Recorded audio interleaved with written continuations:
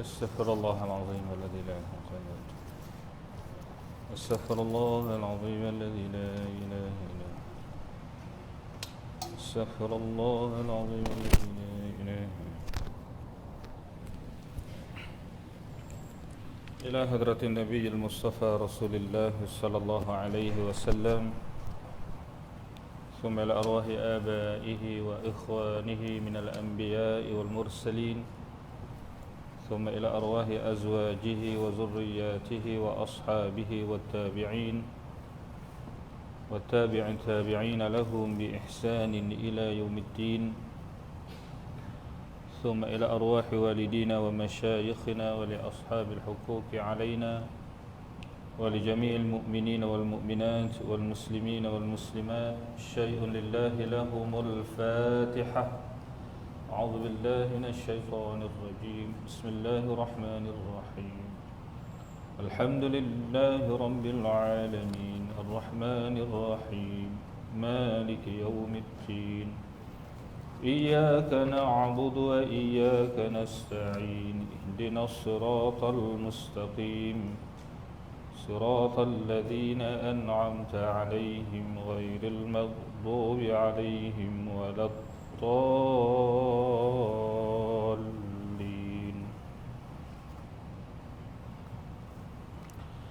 السلام عليكم ورحمة الله وبركاته. الحمد لله رب العالمين، وبه نستعين على أمور الدنيا والدين، وبه نستغفره. الصلاة والسلام على أشرف الأنبياء والمرسلين، سيدنا وحبيبنا وشفيعنا ومولانا محمد، وعلى آله وأصحابه وأتباعه إلى يوم الدين. اللهم افتح علينا حكمتك وانشر علينا من خزائن رحمتك يا أرحم الراحمين. اللهم ادفع واكشف عنا البلاء والوباء والفحشاء ما لا يدفعه ولا يكشفه أحد غيرك. اللهم تمم بالخير. ثم أما بعد.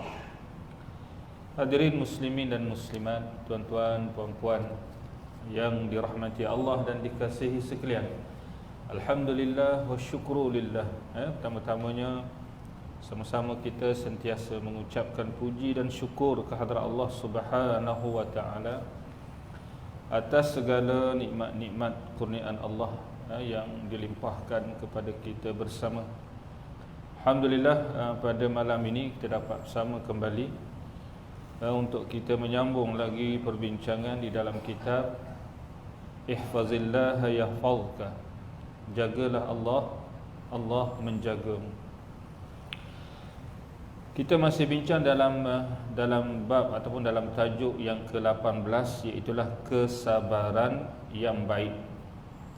Yang mana dalam tajuk ni pengarang menjelaskan kepada kita bagaimana pentingnya sifat sabar dan bagaimana sabar itu adalah suatu sifat yang sangat dikasihi oleh Allah, dan Allah Subhanahu wa taala melimpahkan petunjuk dan rahmatnya ke atas orang-orang yang sabar apabila mereka diuji dengan suatu musibah daripada sisi Allah Subhanahu wa taala. Yang terakhir yang sedang kita bincang ialah bagaimana pengarang membawakan kepada kita kisah-kisah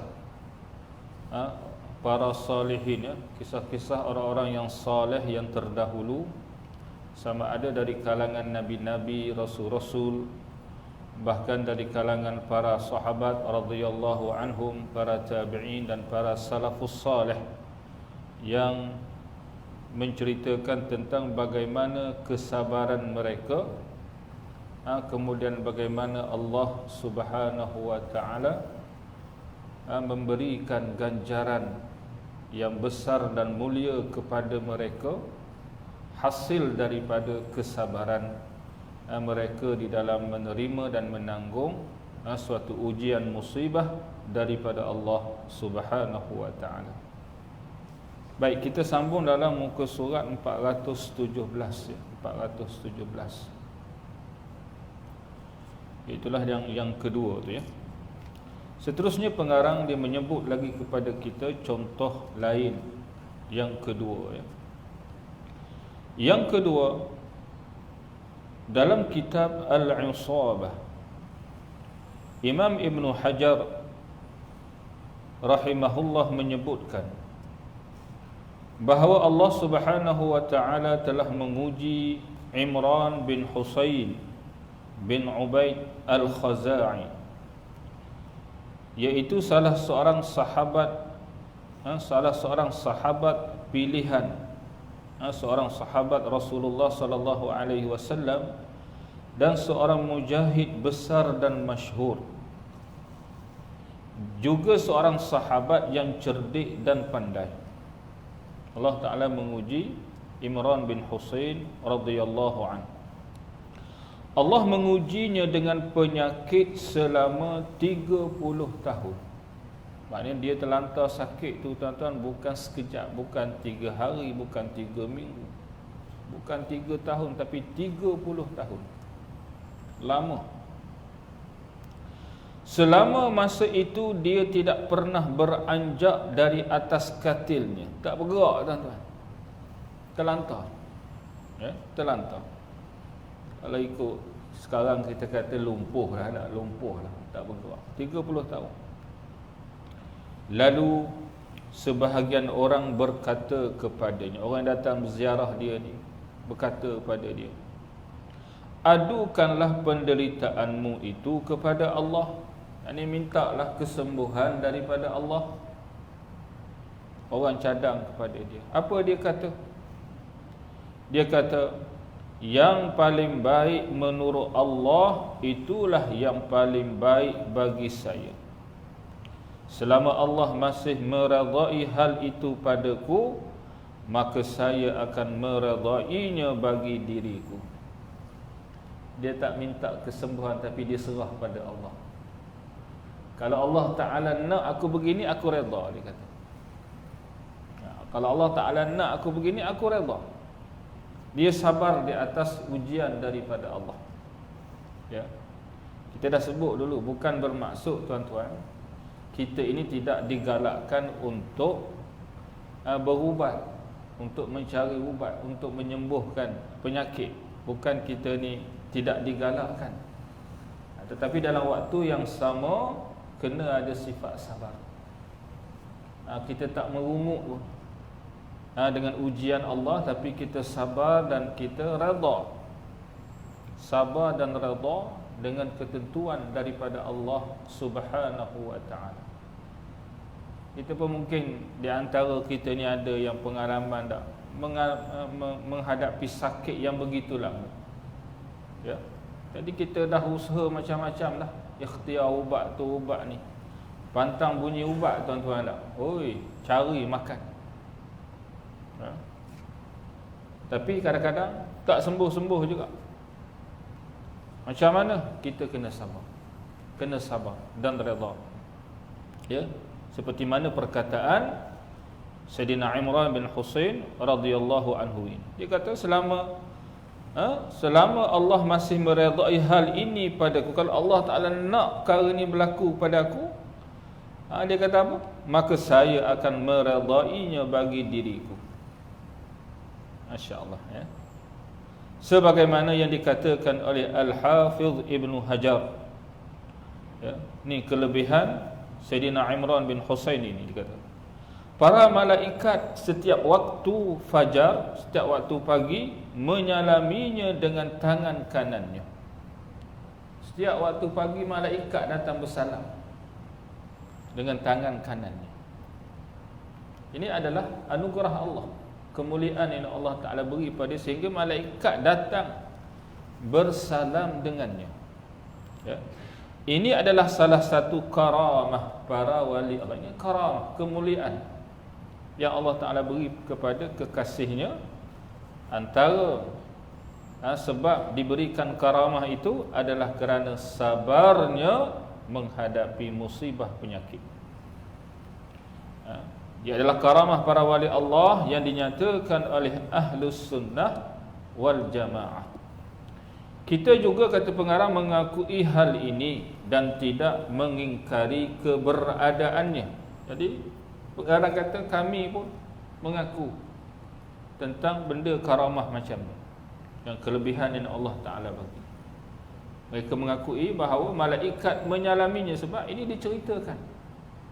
Diceritakan tentang kelebihan yang diberikan Allah kepada dia, kerana dia sabar dan hanya mengharap pahala dari Allah selama 30 tahun. Sabar dan mengharapkan pahala daripada Allah, maka Allah berterima kasih terhadap kesabarannya itu. Jadi Allah Ta'ala, kalau disebut berterima kasih ni, maksudnya Allah Ta'ala menghargai, ya, Allah Ta'ala menghargai kesabarannya itu dan membalasnya di dunia dengan bersalaman dengan para malaikat. Dunia lagi Allah Ta'ala beri karamah begitu, kebaikan yang melimpah ruah, pahala dan ganjaran yang berlipat kali ganda di sisi Allah Subhanahu wa Ta'ala. Kalau masih hidup lagi malaikat dah datang bersalaman, tuan-tuan, cuba bayangkan kalau dia pula mati dah, meninggal dunia dalam keadaan begitu. Tentulah dia mati dalam keadaan husnul khatimah, dalam keadaan dimuliakan oleh Allah Subhanahu wa Ta'ala. Baik, dia nak ceritanya itu adalah kita kata kelebihan yang diberikan Allah, kemuliaan yang diberikan Allah atas sebab kesabarannya, dan dia hanya mengharapkan pahala daripada Allah Subhanahu. Itu contoh yang kedua. Dibawa lagi yang ketiga. Dan kisah yang ketiga pula dari Abdullah ibn Abbas radhiyallahu anhuma. Abdullah ibn Abbas adalah sepupu Nabi, ya, sepupu Nabi, anak kepada pak saudaranya yang bernama Abbas. Dia berkata, demi Allah, wahai Atha, dia berkata kepada Atha, ibu dan bapaku menjadi tebusan. Ini adalah perkataan orang Arab bila dia bersumpah. Antaranya disebut ibu dan bapaku menjadi tebusan. Maknanya dia nak bersumpah tu perkara yang penting. Perkara yang penting, bukan setakat sebut demi Allah. Kita kata wallahi demi Allah tu dah hebat dah, tapi dia tambah lagi. Kalau kita melihat, kalau dalam hadis Nabi, kadang-kadang Nabi bila dia sebut wallahi nafsu Muhammadin biyadih, dia kata demi Allah yang mana diri Muhammad ini berada di dalam kekuasaannya, ini kekuasaan Allah. Dia Nabi menambah demi diriku yang berada di dalam genggaman Allah, kekuasaan Allah. Jadi di sini Sayyidina Abdullah bin Abbas dia menyatakan, demi Allah wahai Atha, ibu dan bapaku menjadi tebusan. Apa dia kata kepada Atha? Mahukah kamu saya tunjuki kepada kamu seorang wanita penghuni syurga? Kamu nak tengok tak? Wanita penghuni syurga, dia hidup lagi, tak mati lagi. Ada hidup lagi, tak mati lagi. Kata Abdullah bin Abbas, kamu nak tengok ke Atha seorang wanita penghuni syurga? Lalu jawab Atha, ya saya nak tengok. Siapa dia? Orang macam mana? Dia berkata, perempuan itu adalah perempuan yang berkulit hitam. Perempuan ni kulit hitam, tuan-tuan. Ya, maknanya kulit hitam ni biasanya asalnya adalah turunan hamba lah, ataupun datang daripada Afrika. Perempuan yang berkulit hitam itu pernah datang kepada Rasulullah sallallahu alaihi wasallam dan berkata, kisah ni masyhur, tuan-tuan, ya. Kisah ni masyhur. Apa dia kata kepada Nabi? Ya Rasulullah, sesungguhnya saya pernah menderita penyakit sawan. Dia gini ada penyakit sawan. Kita sawan ada tambah lagi sawan apa, tuan-tuan? Sawan babi lah, sawan apa lah. Sawan lah, bila kena sawan tu maksudnya dia dimasuki jin hingga tiada sedarkan diri. Maksudnya sawan ni kita faham lah, bukan masuk jin juga, tuan-tuan. Ada sejenis penyakit lah. Jadi bila datang sawannya tu jadi tak sedar. Kadang-kadang tu sampai berbuih mulut dah. Dia macam separuh sedar lah, berbuih mulut apa. Bahaya orang sawan ni. Kadang-kadang kalau ada apa? Ada air, ada apa tu, dia boleh lemah dalam baldi pun dia boleh lemah kalau dia sawan. Baik. Jadi dia datang mengadu pada Nabi, ya Rasulullah, aku ni ada penyakit sawan. Ya. Jadi dia kata apa? Doakanlah kepada Allah untuk saya. Doalah supaya saya diberikan kesembuhan oleh Allah Subhanahu wa taala. Kisahnya perempuan ni dia rasa malu tuan-tuan. Bila datang sawan dia, bila dia tak sedar, jatuh tak sedar, lalu auratnya itu terdedah. Dia menggelupar begitu tuan-tuan, terdedah aurat. Bila dia sedar balik, dia malulah pada orang sekeliling. Jelas masa dia sakit tu dia tak sedar lah kan. Jadi baru duk cerita ke apa. Kalau zaman sekarang tuan-tuan, dia ambil video pula tak. Ambil video, ni sebar pula dalam YouTube lah apa entah orang sekarang. Ya. Lalu Rasulullah sallallahu alaihi wasallam berkata kepada dia, kalau kamu menghendaki saya akan berdoa kepada Allah untukmu. Kalau kamu nak aku doakan, insya-Allah aku boleh doa, Allah Ta'ala akan berikan kesembuhan kepadamu. Maksudnya begitu. Sebab doa Nabi adalah doa yang makbul. Ya, doa Nabi doa yang makbul. Aku boleh minta dengan Allah, Allah Ta'ala sembuhkan kamu, kamu akan sembuh insya-Allah. Tapi kata Nabi, dan kalau kamu menghendaki, kamu boleh bersabar dan kamu akan mendapat syurga. Nabi kata, tapi kalau kamu sabar dengan ujian penyakit sawan kamu ni, kamu sabar, redha, mengharapkan ganjaran pahala daripada Allah, bagi kamu syurga. Kamu ni ahli syurga, kata Nabi. Ya. Kata pengarang, ni tambahan dia lah, betapa indahnya dua pilihan ini. Dia beri dua pilihan. Agak-agak kita nak pilih mana ni? Nak pilih sembuh, lepas tu tak adalah menghadapi penyakit tu, tak risau lah. Atau duk sabar tu tak tahulah berapa tahun lagi. Mungkin 10 tahun tak, mungkin 20 tahun. Wallahu alam, tak tahu berapa lama lagi umur tu dalam keadaan menderita penyakit tu yang datang dan pergi. Ni betapa indahnya dua pilihan ni. Nak pilih yang mana ni? Betapa indahnya pilihan yang kedua, yakni Rasulullah sallallahu alaihi wasallam menawarkan dua pilihan kepada, tapi antara dua pilihan ini tuan-tuan, mana yang lebih indah? Mana yang lebih mulia? Mana yang lebih hebat, yang lebih besar? Tentulah syurga. Sabar dan mendapat syurga.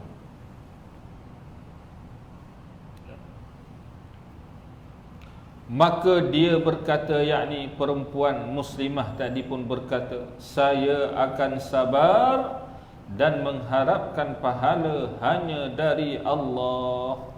Dia pilih tak apa. Kalau begitu ya Rasulullah, aku sabar dan aku mengharapkan ganjaran yang baik dari Allah Subhanahu wa taala, seperti yang Nabi sebut tadi, bagimu syurga.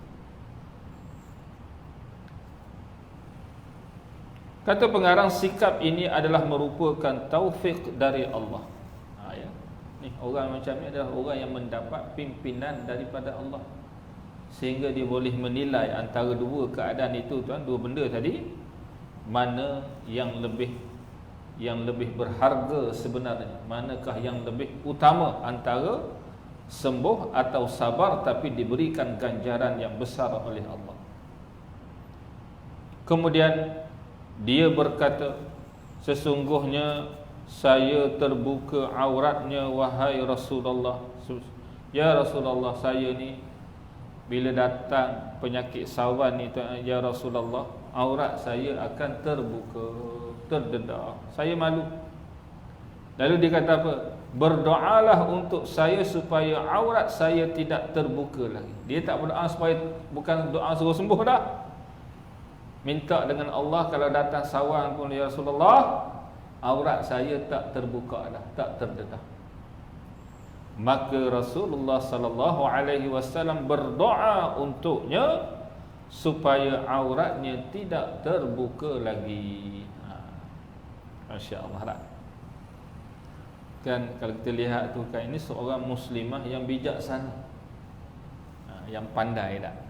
Dia mengambil suatu kelebihan dan dia minta juga dari sudut yang lain, iaitulah tidak terbuka auratnya.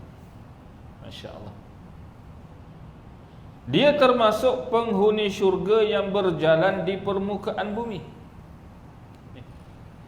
Ada lagi 10 sahabat lah yang Nabi sebut tu, al-ashr yang digelar al-ashrul mubasysyirin bil jannah, 10 orang yang telah disampaikan, diberitakan oleh Nabi dengan berita gembira bahawa mereka ini dari kalangan ahli syurga. Antaranya khulafa ar-rasyidun. Ya, Nabi ceritalah. Jadi mereka ini semua adalah apa? Penghuni syurga yang berjalan di permukaan bumi. Kerana dia telah merasa puas dengan akalnya yang merupakan nikmat yang paling agung, maka dia ni adalah orang yang sangat berakal, ya, untuk dia memilih, untuk dia memilih suatu pilihan yang benar, dan dia telah melakukan suatu perkara yang benar untuk dia mendapatkan redha Allah. Maka tak kala dia menyerahkan semua urusannya kepada Allah, Zat yang maha hidup lagi maha mengatur semua urusan hambanya, Allah memberikan syurga yang seluas langit dan bumi sebagai balasan untuknya. Satu syurga ni, kata Allah, arduhas samawati wal ardh, luasnya, bidangnya itu seluas langit dan bumi.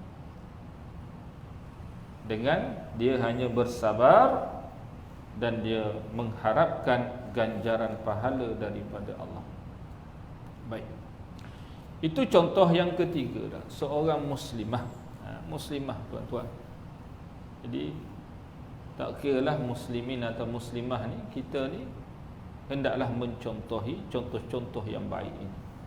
Yang keempat, disebut lagi oleh pengarang, terkadang Allah Subhanahu wa taala juga menguji hambanya melalui penglihatan.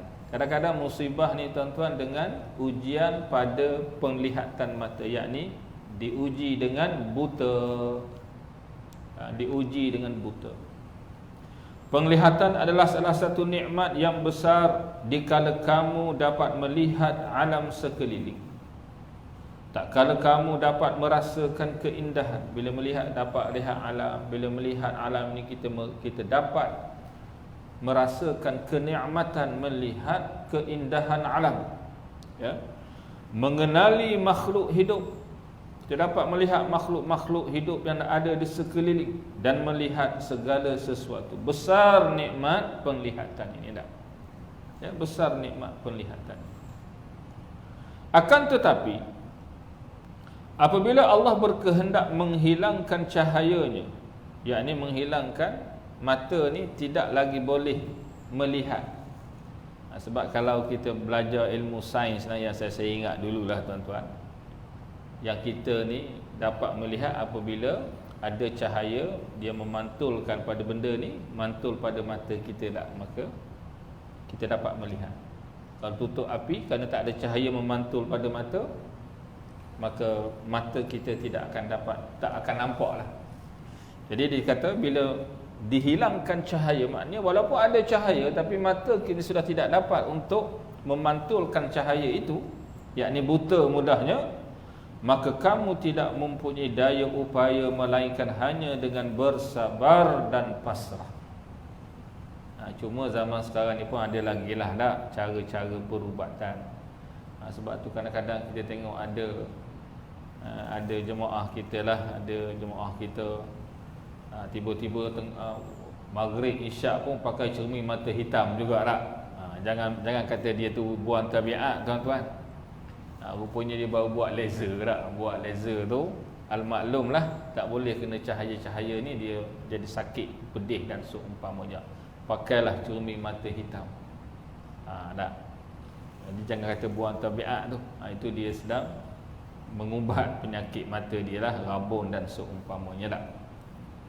Tapi kalau zaman dulu mungkin perubatan sebegitu tidak ada, maka disebut di sini mereka sabar dan pasrah dengan ketentuan daripada Allah Subhanahu wa ta'ala. Baik. Dalam Sahih Al-Bukhari, ni berkait dengan ujian pada penglihatan, ya, buta.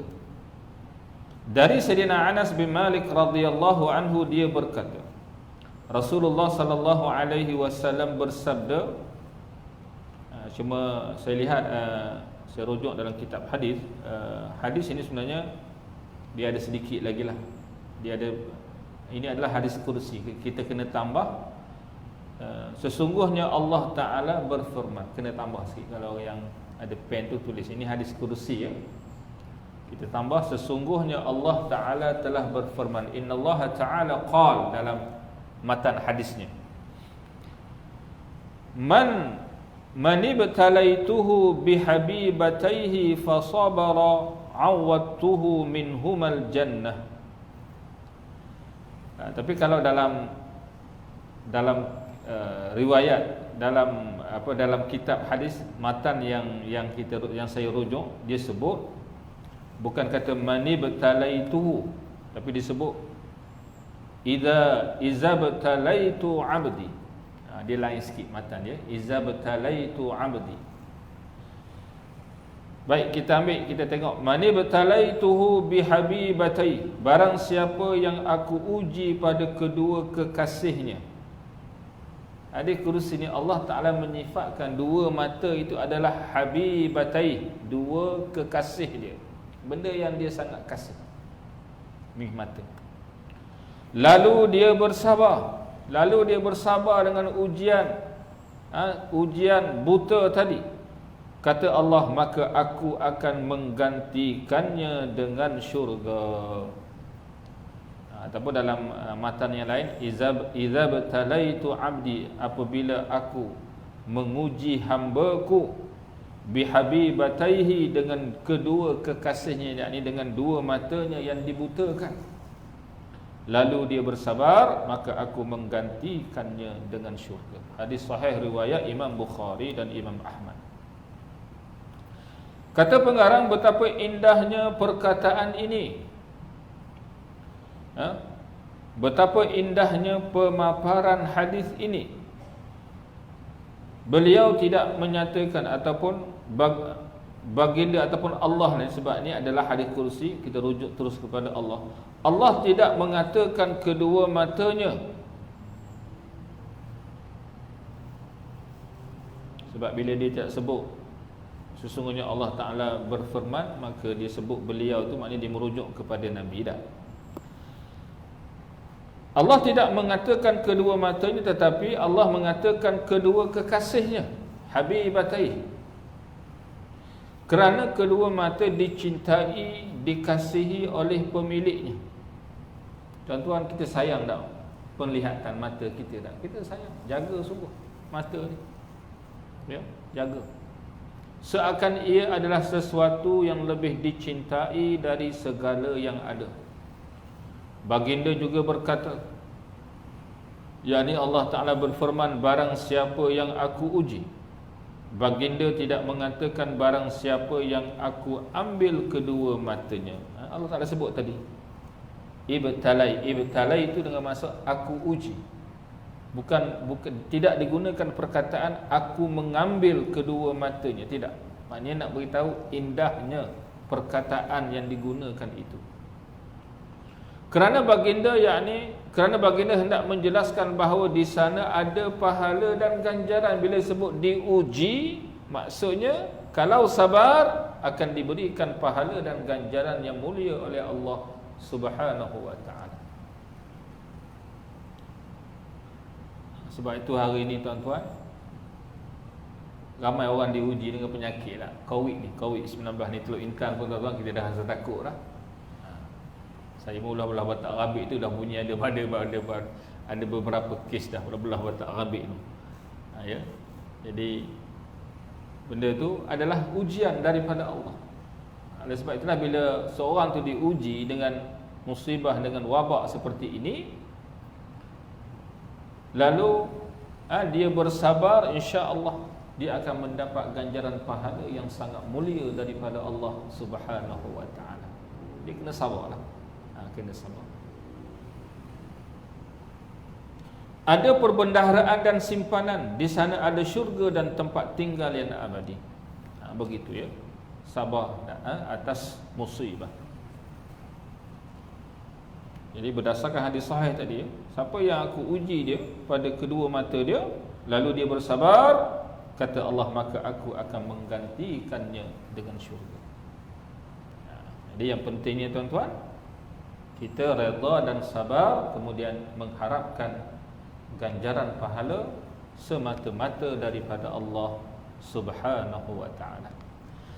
Mereka berkata kepada Yazid bin Harun al-Wasiti, sebagaimana yang terdapat dalam kitab Syiar Alam An-Nubala dan kitab At-Tadhkirah, ya.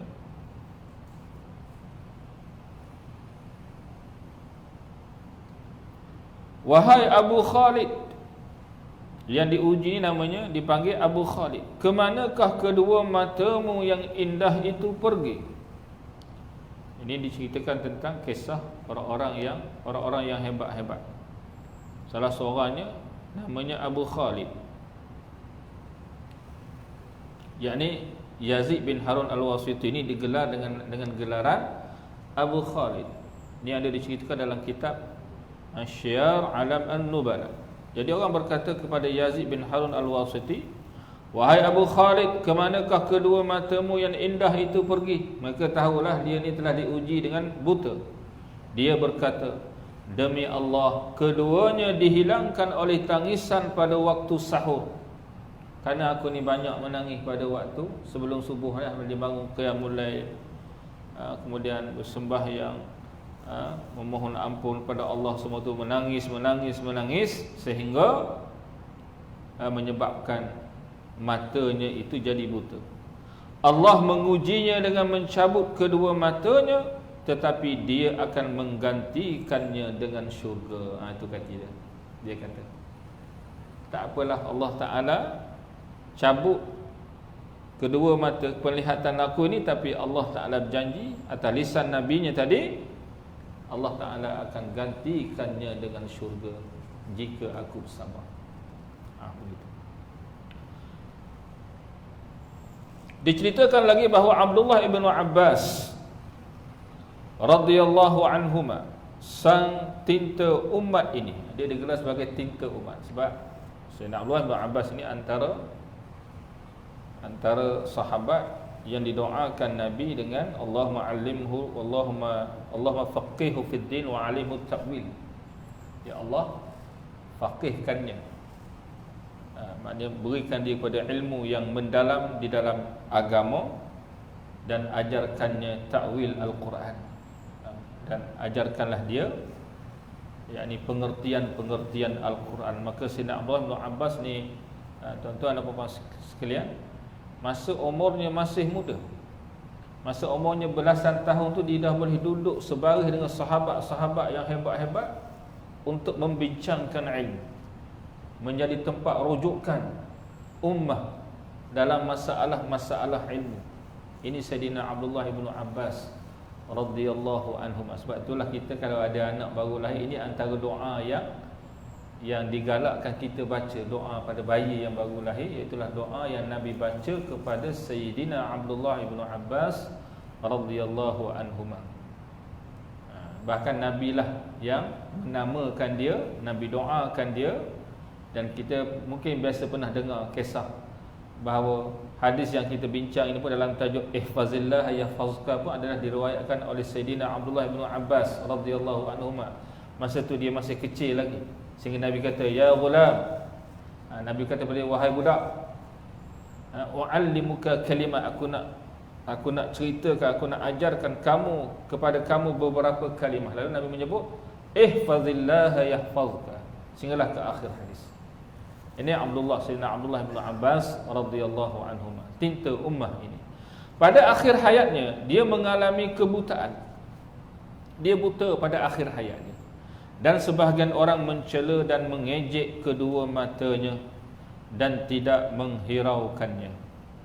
Lalu dia berkata, dia pun menjawablah kata-kata orang, sebab orang macam Yelah kadang-kadang tak tuan-tuan, kalau orang tu seorang yang hebat, seorang yang yang hebat, yang ada kedudukannya, tiba-tiba dia diuji dengan suatu musibah yang kadang-kadang kita kata dia ni tak munasabah lah kena ujian macam tu.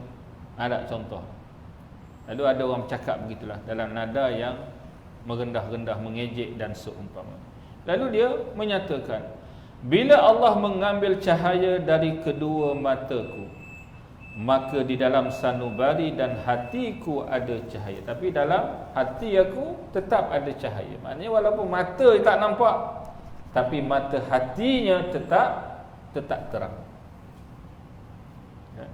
Akalku cerdas dan hatiku tidak bengkok. Akalku elok. Maknanya akalnya waras dan hati pun tidak adalah bengkok, tidaklah rasa putus asa, tidaklah rasa marah apa semua, tidak.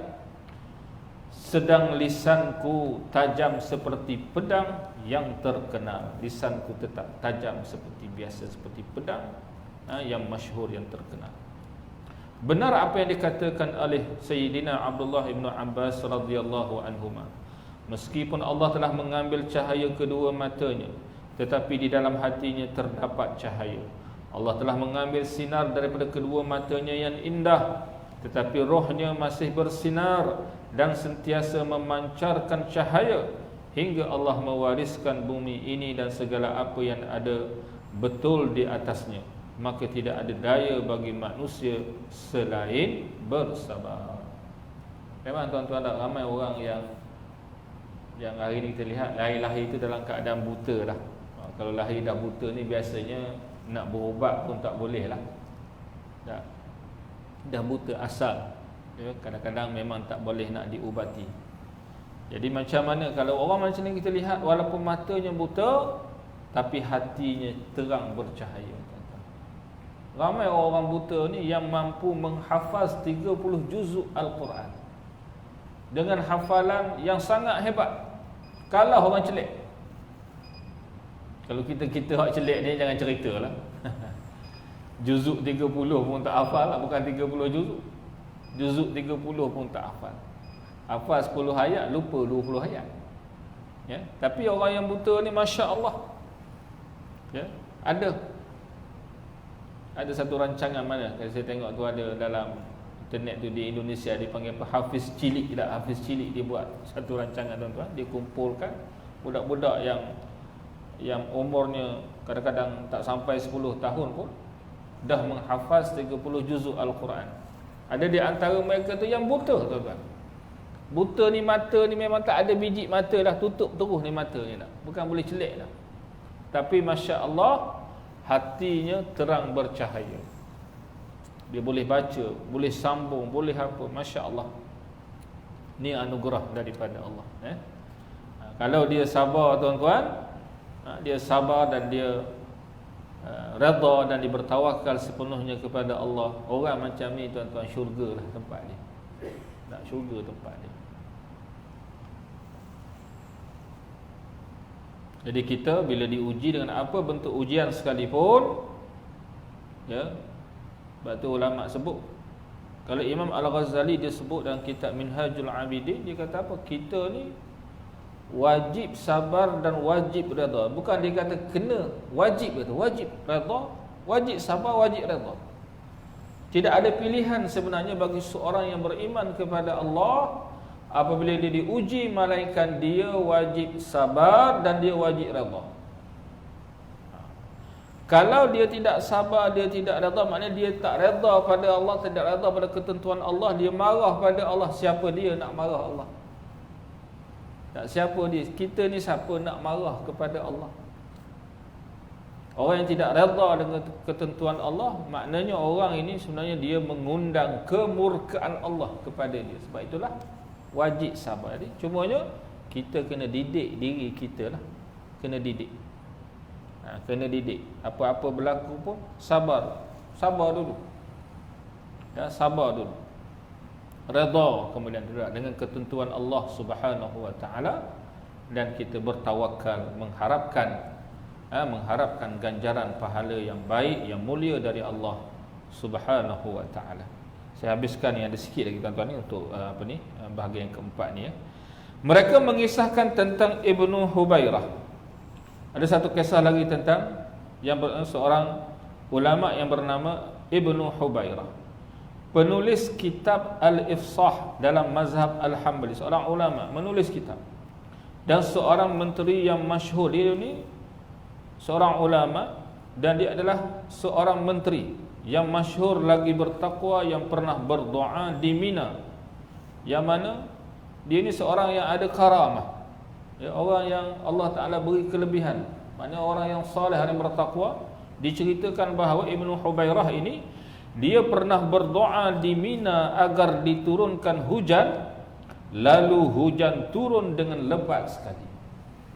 Dia angkat tangan minta doa turun hujan, hujan turun pada waktu itu juga. Tapi apa dia kata? Sambil menangis dia berkata, seandainya aku berdoa kepada Allah agar diampuni dosa-dosa. Dia kata, kalaulah yang aku doa tadi bukan aku doa minta hujan, tapi diampuni segala dosa-dosaku, tentulah doaku itu pasti diterima oleh Allah. Sebab dia doa tadi, hujan turun terus. Itu kata-kata dia lah. Pada suatu hari, seseorang mendatanginya. Ini kisah dia. Ketika dia sedang duduk di kerusi kementeriannya. Ini dia datang, ada seorang datang, waktu itu dia dah jadi seorang menteri lah. Waktu itu dia menjawat jawatan sebagai menteri di bawah pemerintahan Al-Mustanjid Al-Abbasi. Ini zaman kerajaan Abbasiyah. Ibnul Jauzi pernah bertemu dengan dia. Bahkan Ibnul Jauzi itu adalah salah seorang muridnya. Maknanya Ibnul Jauzi sendiri pernah berguru dengan Ibnu Hubairah. Lalu Ibnu Hubairah memberikan hadiah kepada orang yang datang itu. Orang tak kenal siapa lelaki ni datang jumpa Ibnu Hubairah. Tapi bila orang tu datang, Ibnu Hubairah beri hadiah pada orang lelaki dan mengusap kepala, dan dia gosok kepala orang kawan ni, lelaki ni. Maka orang-orang berkata kepada Ibnu Hubairah, jadi orang-orang keliling dia kata pada dia, mengapa engkau memberinya hadiah dan mengusap kepalanya? Kenapa kamu beri hadiah ke dia? Ada, kami tak kenal orang ni. Kamu pula kamu gosok-gosok kepala dia. Dia menjawab, ketika kami muda ni, kawan aku masa muda dulu, dia kata, aku mengenal orang ini sedang dia tidak mengenali aku. Masa kami muda dulu, aku kenal orang ni, cuma dia dah tak ingat dah aku. Dia pernah suatu hari memukul kepalaku hingga mataku buta. Dia pukul kepala aku, mata aku buta, dia kata, sampai buta. Dan selama 30 tahun aku tidak menceritakannya kepada sesiapa pun. Lama dah berlaku benda tu. Selama 30 tahun dulu aku tak cerita pada siapa-siapa bahawa ni perbuatan. Maknanya dia tidak berdendam. Dia tak berdendam dengan lelaki itu, bahkan dia memaafkan, dan dia bahkan dia sabar dan redha dengan ketentuan Allah Subhanahu wa taala. Dia tidak memberitahukannya kepada sesiapa pun kerana pengaduannya hanya kepada Allah Subhanahu wa taala sahaja. Yang kelima, wallahu a'lam. Ini setakat tu dulu untuk malam ni. Kisah-kisah berkaitan dengan sabar ya, kesabaran yang baik. Ada lagi nanti dia akan sebut. Ada beberapa lagi. Semuanya ada berapa ya? 9 ke berapa, lebih 10. Ada beberapa kisah lagi yang menceritakan tentang kesabaran ya, golongan manusia-manusia pilihan Allah, dan bagaimana dengan kesabaran itu mereka telah diberikan kemuliaan, karamah, dan juga diberikan ganjaran pahala yang besar oleh Allah. Antaranya tadi kisah wanita tadilah yang disebut. Ini adalah, kata Nabi, kalau kamu bersabar bagimu syurga. Maknanya disifatkan dia ini adalah penghuni syurga yang berjalan di permukaan bumi. Wallahu a'lam.